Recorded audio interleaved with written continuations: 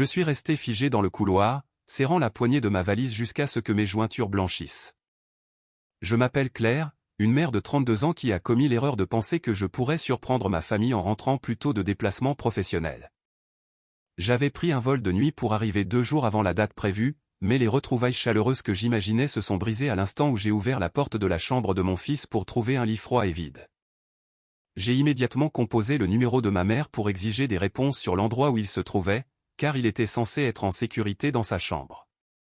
Elle m'a répondu avec un calme terrifiant, prétendant qu'il dormait paisiblement chez ma sœur pour une soirée pyjama amusante avant leur sortie du lendemain. Son mensonge était flagrant car ma sœur, Sandrine, détestait absolument les enfants et n'avait jamais permis à mon fils de mettre un pied chez elle pour quelque raison que ce soit. J'ai refusé d'écouter un mot de plus et je me suis précipité vers ma voiture pour foncer chez elle tout en vérifiant sa position sur mon téléphone.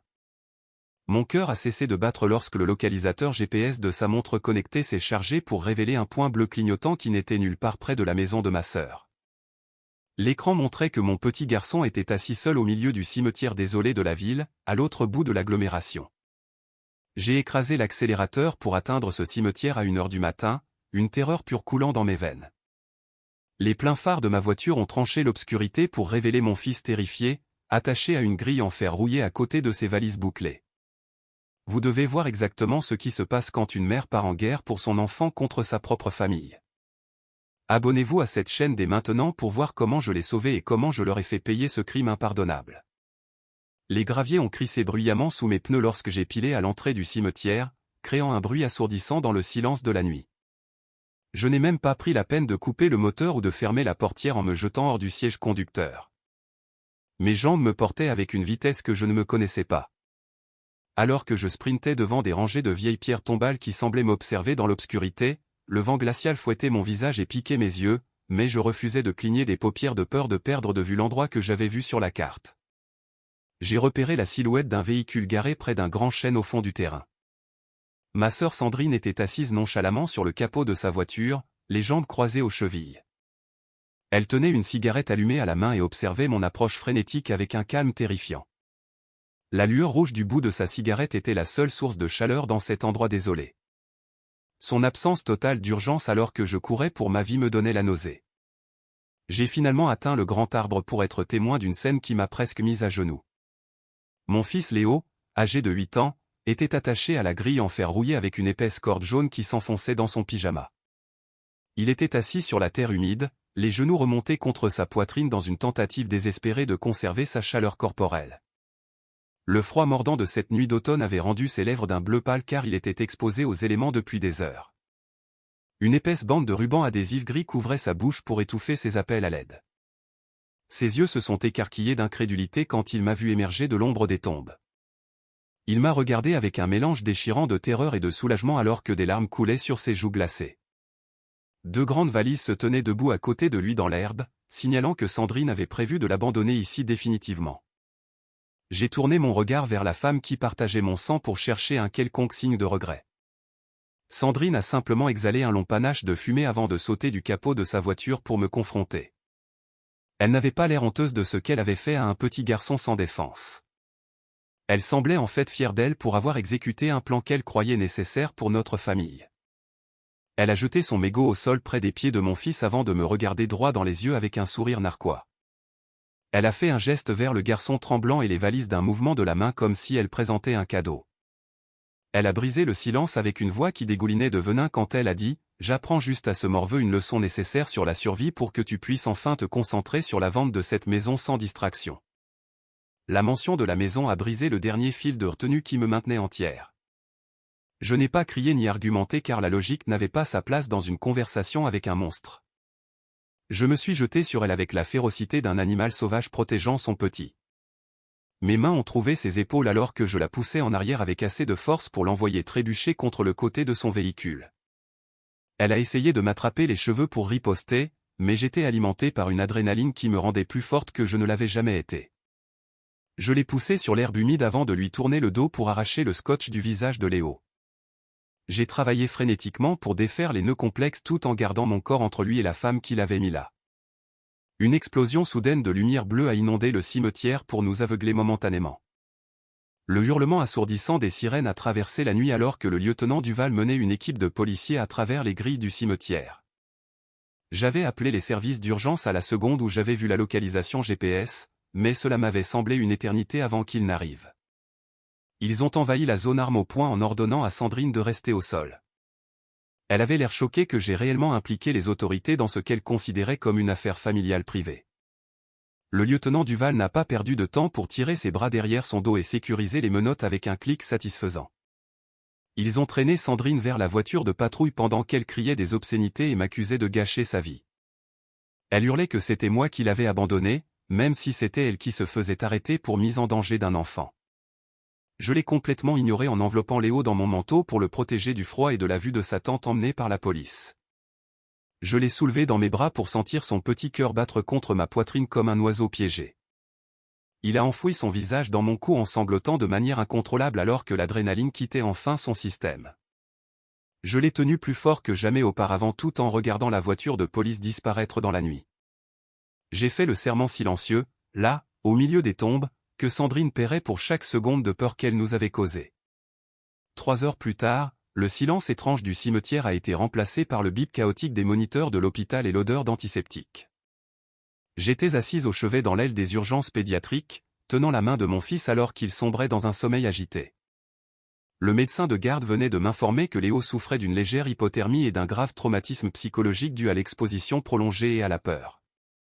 Il a insisté pour que le garçon reste sous observation spécialisée pendant au moins 24 heures pour s'assurer qu'aucune complication physique ne se développe et pour commencer une évaluation de santé mentale.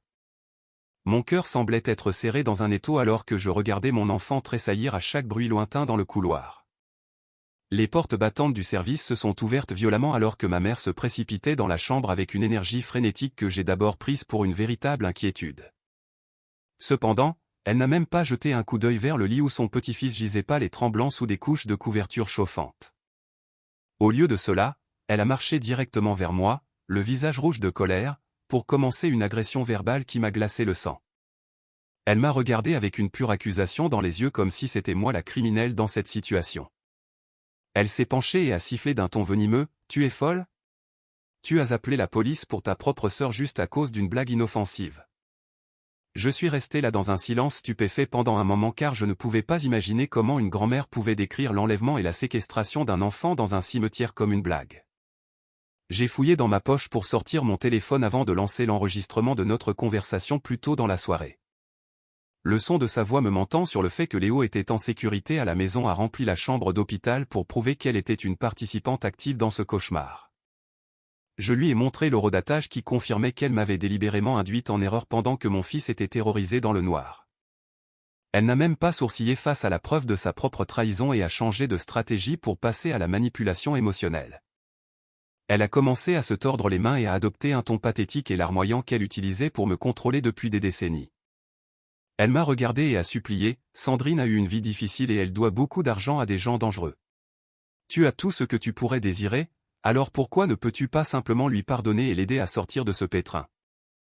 La réalisation que ma mère valorisait le confort de Sandrine plus que la vie de Léo a été le coup fatal à notre relation. J'ai réalisé que tant qu'elle serait dans nos vies, mon fils ne serait jamais vraiment à l'abri de leur délire et de leur avidité partagée. J'ai senti un étrange sentiment de clarté m'envahir alors que je me redressais de toute ma hauteur et pointais la sortie d'une main ferme. Ma voix n'a pas tremblé quand je l'ai regardé dans les yeux pour prononcer le verdict final sur notre lien. J'ai parlé avec une froideur glaciale en disant « Sors. À partir de ce moment, tu n'es plus la bienvenue près de mon fils ou de moi, jamais. » Elle a essayé de protester, mais j'ai appelé l'agent de sécurité de l'hôpital qui se tenait juste devant la porte. Je l'ai regardé l'escorter hors du service pendant qu'elle continuait de crier à quel point j'étais ingrate pour tout ce qu'elle avait fait. Je me suis rassise et j'ai pris une profonde inspiration de l'air stérile pour réaliser que la famille que je connaissais autrefois était officiellement morte. J'ai regardé Léo et lui ai promis que je construirais un nouveau monde pour nous où personne ne lui ferait jamais de mal. Le lendemain matin, le soleil s'est levé sur Lyon, exposant les vilains secrets que ma famille avait essayé de cacher dans l'obscurité. L'air humide semblait lourd alors que je ramenais Léo de l'hôpital à la maison. Mais je n'étais plus seul dans ce combat. Mon mari, Thomas, avait réussi à prendre le premier vol de retour de son voyage d'affaires dès qu'il avait entendu mon message vocal affolé. Il nous a accueillis à la porte d'entrée et nous a serrés tous les deux dans une étreinte écrasante qui m'a fait me sentir en sécurité pour la première fois en 24 heures. Son visage était un masque de fureur froide alors qu'il commençait immédiatement à inspecter chaque fenêtre et porte tout en se préparant à réviser tout notre système de sécurité domestique. Il a juré que personne, surtout pas ma propre chair et mon propre sang, ne violerait plus jamais notre sanctuaire. Ma meilleure amie Sophie est arrivée peu après avec un panier de nourriture et une détermination tranquille pour nous aider à traverser le chaos. Elle est restée aux côtés de Léo dans le salon pour le distraire avec des livres pendant que Thomas et moi nous retirions dans le bureau pour examiner les images de sécurité. Sophie m'a regardé avec une profonde inquiétude dans les yeux avant que nous ne lancions les enregistrements, car elle savait à quel point cela ferait mal. Elle s'est penchée et a chuchoté, « Tu dois vérifier les caméras de la maison concernant la clé de secours. » Sandrine n'aurait pas pu faire sortir Léo sans, et nous savons tous les deux qui la lui a probablement donné. Thomas et moi nous sommes assis devant les moniteurs pour commencer le processus douloureux de faire défiler les images de la nuit précédente. Mon cœur a sombré quand j'ai vu une silhouette familière s'approcher de notre porche alors que j'étais encore à des kilomètres dans les airs. Sandrine avait marché jusqu'à la porte d'entrée avec une assurance qui prouvait qu'elle n'avait aucune peur d'être prise. Elle a plongé la main dans un pot de fleurs pour récupérer une clé de secours que seule ma mère et moi connaissions. C'était la preuve indéniable que ma mère avait secrètement remis la clé pour faciliter cet enlèvement. Nous avons regardé avec horreur Sandrine entrer dans notre maison et passer près de 30 minutes à fouiller dans les classeurs de mon bureau. Elle ne cherchait pas de jouets ou de vêtements, mais cherchait frénétiquement l'acte de propriété original de la maison et les papiers de la succession de mon père. Ce n'est qu'après avoir échoué à trouver les documents qu'elle est montée à l'étage pour réveiller mon fils endormi. Alors que nous continuions à inspecter la maison, Thomas a découvert un sac à main de marque que Sandrine avait négligemment laissé derrière elle dans sa précipitation pour se rendre au cimetière. Nous avons vidé le contenu sur la table de la cuisine pour trouver une montagne de preuves qui expliquait son désespoir. Le sac était rempli de mises en demeure de plusieurs casinos et de lettres agressives d'usuriers pratiquant des taux d'intérêt exorbitants menaçant de poursuites judiciaires. Il y avait aussi des notes manuscrites détaillant la valeur marchande actuelle des propriétés de notre quartier. Les pièces du puzzle se sont mises en place avec une clarté écœurante qui m'a donné la chair de poule. Thomas a frappé du poing sur la table en bois dans un rare accès de colère en reliant les poings. Il a regardé la pile de dettes et ensuite le moniteur de sécurité montrant l'intrusion de Sandrine. Il a crié de frustration, elle ne voulait pas juste lui faire peur. Elle voulait nous forcer à vendre la maison pour payer ses dettes de jeu. La réalisation que ma sœur était prête à traumatiser un enfant pour régler ses propres échecs financiers était la trahison ultime. Elle savait que selon le testament de notre père, j'avais le droit exclusif de vendre la propriété.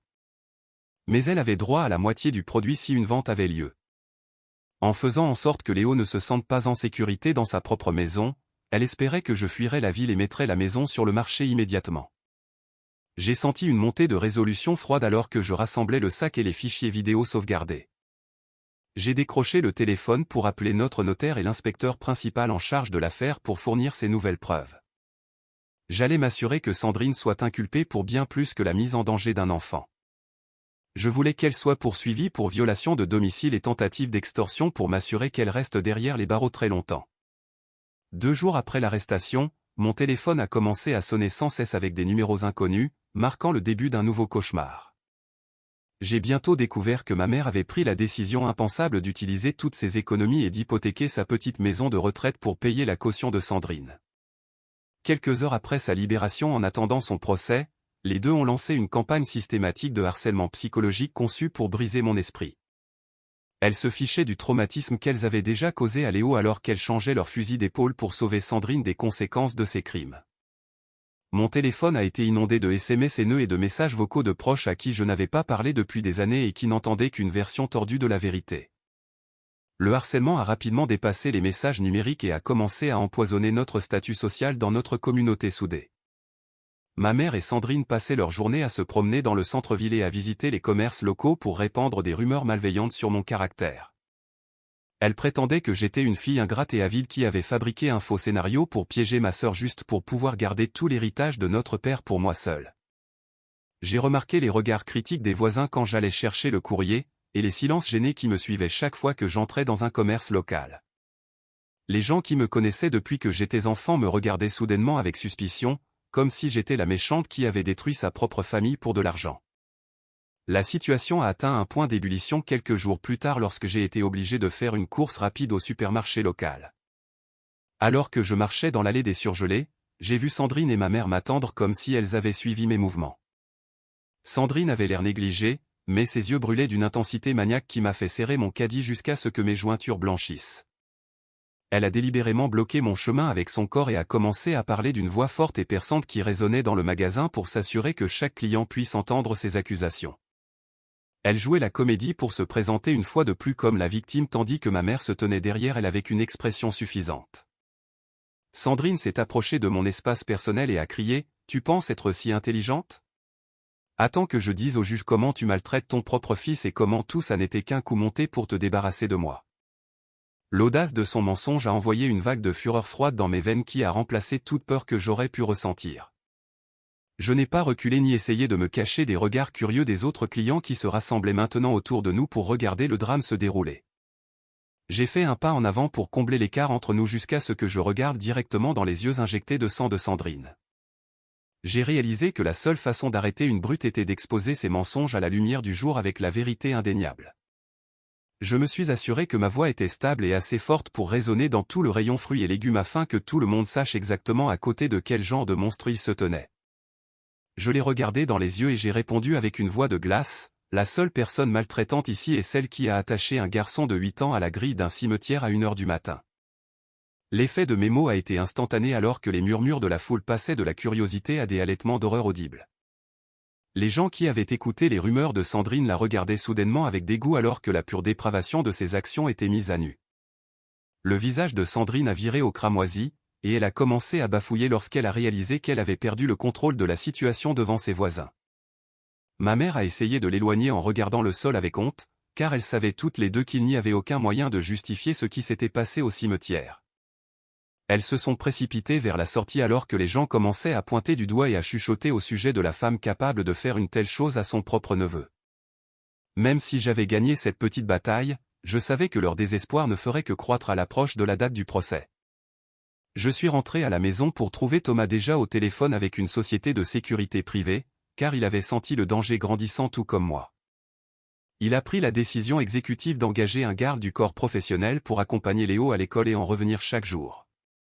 Nous avons également passé la soirée à travailler avec un technicien pour mettre à niveau notre système d'alarme résidentiel vers le niveau le plus élevé possible, avec des détecteurs de mouvement et des boutons de panique dans chaque pièce. Nous transformions effectivement notre maison en forteresse car nous nous préparions au pire scénario venant de deux femmes qui n'avaient plus rien à perdre. Une semaine plus tard, sous le couvert d'une nuit orageuse, Sandrine a commis son erreur fatale, exactement comme nous l'avions prévu. La pluie battante martelait le toit, créant un mur de son qu'elle pensait clairement capable de masquer ses mouvements. Poussée par la pression incessante de ses créanciers et ayant épuisé chaque centime des économies de ma mère, Sandrine avait désespérément besoin d'argent rapide pour sauver sa peau. Elle nous avait observés de loin et avait cru à tort à mes publications sur les réseaux sociaux indiquant que j'emmenais Léo hors de la région pour sa convalescence. Elle pensait que la maison était vide, ou du moins que j'étais vulnérable sans Thomas, qu'elle supposait être encore occupée par des mises à jour de sécurité à son bureau. Elle était loin de se douter que chacun de ses mouvements était suivi par la technologie même qu'elle n'avait pas réussi à trouver lors de sa première intrusion. Peu après minuit, un fracas aigu a résonné à l'arrière de la propriété lorsqu'elle a utilisé une lourde pierre pour briser la fenêtre du sous-sol. Sandrine a grimpé à travers le verre brisé et a navigué dans les couloirs sombres de notre maison avec une lampe de poche pour se diriger directement vers la chambre principale. Elle ignorait que Thomas avait spécifiquement installé un système d'alarme silencieux de haute technologie qui contournait les sirènes traditionnelles pour alerter immédiatement le commissariat de police local. Pendant qu'elle montait les escaliers avec l'avidité au cœur, plusieurs voitures de patrouille tournaient déjà dans notre rue calme, gyrophares et sirènes éteints pour s'assurer qu'elle n'ait aucune chance de s'échapper. Nous étions assis dans le bureau plongé dans le noir avec les officiers pour observer sa silhouette sur le moniteur interne alors qu'elle atteignait le petit coffre-fort caché dans le placard. Alors que Sandrine était penchée sur le coffre, essayant frénétiquement de l'ouvrir avec un pied de biche, les plafonniers se sont soudainement allumés pour l'aveugler. Elle s'est relevée précipitamment et a regardé autour d'elle avec panique pour trouver Thomas et moi debout dans l'encadrement de la porte, bloquant sa seule sortie aux côtés de deux policiers armés. L'expression de choc total sur son visage s'est rapidement transformée en un masque de rage pure et non dissimulée lorsqu'elle a réalisé qu'elle était tombée dans un piège. Il n'était plus question de prétendre être une victime ou qu'il s'agissait d'un malentendu, car elle comprenait que sa liberté était officiellement terminée. Elle a serré le pied de biche fermement comme si elle envisageait de nous attaquer avant que les officiers ne lui ordonnent de lâcher l'arme. Acculée dans un coin sans nulle part où fuir, Sandrine a éclaté en un cri maniaque qui révélait la véritable profondeur de son ressentiment de toujours. Elle a commencé à hurler à plein poumon, laissant sortir chaque pensée sombre qu'elle nourrissait depuis notre enfance. Elle m'a foudroyé du regard avec ses yeux injectés de sang et a crié « Je te déteste. Tu obtiens toujours tout sans même essayer. Maman m'a toujours aimé plus, mais papa t'a donné cette maison et tout ce qu'il y a dedans. Ce n'est pas juste que je doive lutter pendant que tu vis comme une reine. » L'attitude purement dominatrice dans sa voix a fait mal à mon cœur pour le père qui avait vu clair dans son jeu des années auparavant. J'ai regardé la femme qui avait terrorisé mon enfant pour quelques milliers d'euros et je n'ai ressenti rien d'autre qu'un profond sentiment de pitié mêlé de dégoût. J'ai réalisé que sa haine ne concernait pas l'argent ou la maison, mais sa propre incapacité à assumer la responsabilité de ses échecs. J'ai fait un pas vers elle pendant que les officiers s'avançaient pour lui saisir les bras et j'ai prononcé les derniers mots qui mettraient fin à notre relation pour toujours. Je l'ai regardé droit dans les yeux et j'ai dit, « Papa savait exactement qui tu étais et de quoi tu étais capable. C'est pour ça qu'il m'a donné la maison, pour s'assurer que son petit-fils aurait un foyer et pour protéger Léo de quelqu'un d'aussi toxique que toi. » Les policiers l'ont forcé au sol et ont tiré ses bras derrière son dos pour refermer les menottes pour la deuxième fois en 2 semaines. Cette fois, les charges étaient bien plus graves car elle avait été prise en flagrant délit de cambriolage aggravé alors qu'elle était en liberté sous caution pour mise en danger d'enfant. L'officier principal nous a informé que, compte tenu de son explosion violente et des preuves de préméditation, le juge révoquerait presque certainement sa liberté provisoire. Nous avons regardé par la fenêtre alors qu'elle était poussée à l'arrière d'un fourgon cellulaire tandis que la pluie effaçait les dernières traces de sa présence dans nos vies. Sandrine se dirigeait enfin vers une cellule où elle ne pourrait plus menacer mon fils ni empoisonner notre paix, marquant la fin définitive de son règne de terreur. Le matin du procès, l'air à l'intérieur du palais de justice était chargé de tension alors que je me préparais à affronter ma famille une dernière fois. L'imposant bâtiment de pierre au centre-ville semblait froid et intimidant, mais j'ai franchi les portes la tête haute, la main de Thomas fermement dans la mienne. À l'intérieur de la salle d'audience, Sandrine était assise au banc de la défense, l'air frêle et pâle dans une tentative évidente d'attirer la sympathie du jury. Son avocat n'a pas perdu de temps pour peindre le tableau pathétique d'une femme souffrant d'une grave dépression et s'effondrant sous l'immense pression de la dette. Il a soutenu que ses actions étaient un appel au secours désespéré plutôt qu'un acte criminel, et il a honteusement demandé une sentence clémente de travaux d'intérêt général et de suivi psychiatrique. J'ai vu ma mère assise au premier rang, serrant son chapelet et hochant la tête à chaque mot des mensonges de l'avocat. L'atmosphère a changé au moment où j'ai été appelé à la barre pour témoigner de la nuit qui a tout changé. J'ai pris une profonde inspiration et j'ai regardé directement les jurés tout en racontant calmement chaque détail horrible de cette nuit au cimetière. J'ai décrit le froid mordant et le son des sanglots étouffés de mon fils alors qu'il était lié à cette grille en fer rouillé comme un animal. J'ai insisté sur le sourire glaçant sur le visage de Sandrine et l'absence absolue de remords qu'elle montrait alors que Léo tremblait de terreur. La salle d'audience est tombée dans un silence de mort alors que la réalité de sa cruauté commençait à pénétrer les esprits, et je pouvais voir le dégoût grandir sur les visages des personnes qui tenaient son destin entre leurs mains. Pour clore l'affaire, le procureur a présenté la preuve la plus accablante que nous avions rassemblée. Il a diffusé les images de sécurité haute définition de la nuit du cambriolage, où Sandrine avait été prise la main dans le sac. La salle entière a regardé et écouté alors qu'elle hurlait sa jalousie et son plan calculé pour me forcer à vendre la maison pour son propre profit.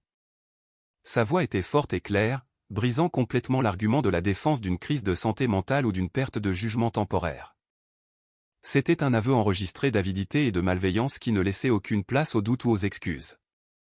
L'avocat de Sandrine a baissé les yeux sur ses notes, vaincu, tandis que les membres du jury secouaient la tête d'incrédulité face à son admission de haine enregistrée. Après une délibération étonnamment courte, le jury est revenu avec un verdict de culpabilité sur tous les chefs d'accusation. Le juge, un homme sévère avec des décennies d'expérience, a regardé Sandrine avec une expression de pur mépris avant de saisir son marteau. Il a parlé d'une voix qui a résonné dans la salle silencieuse pour rendre la justice que mon fils méritait. Il a regardé l'accusé et a déclaré « Vos actions n'étaient pas un appel au secours, mais un acte de malveillance calculé contre un enfant innocent. Pour les chefs d'enlèvement, de mise en danger d'enfants et de cambriolage, je vous condamne à 15 ans de prison ferme sans possibilité de remise de peine.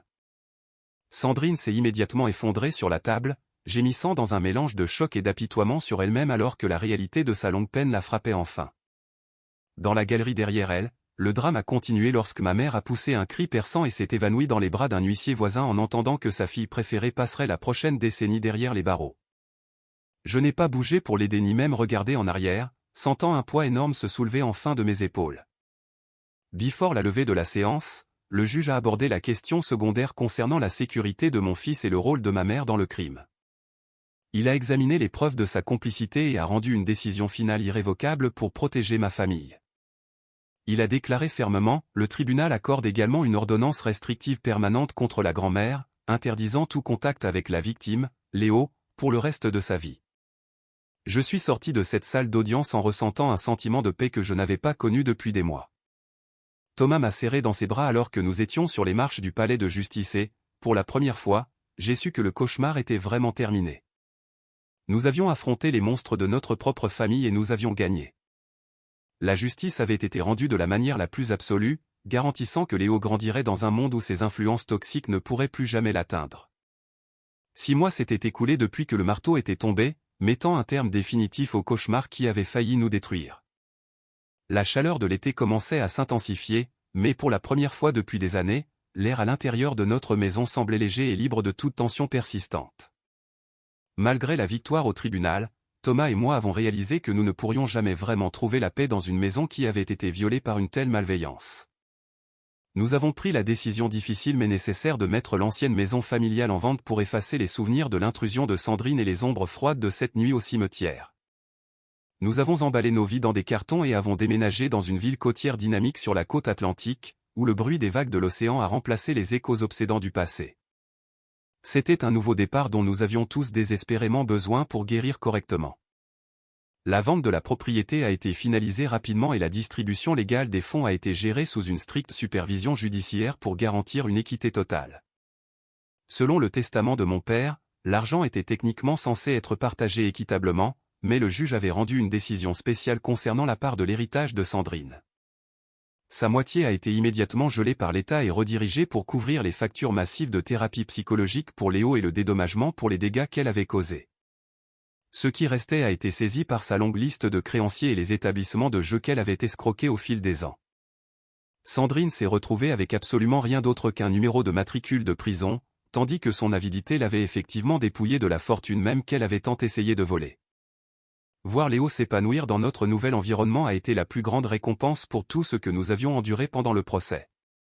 Il s'était découvert une nouvelle passion pour la vie et avait rejoint le club de natation local où il passait ses après-midi à rire avec de nouveaux amis sous le soleil éclatant.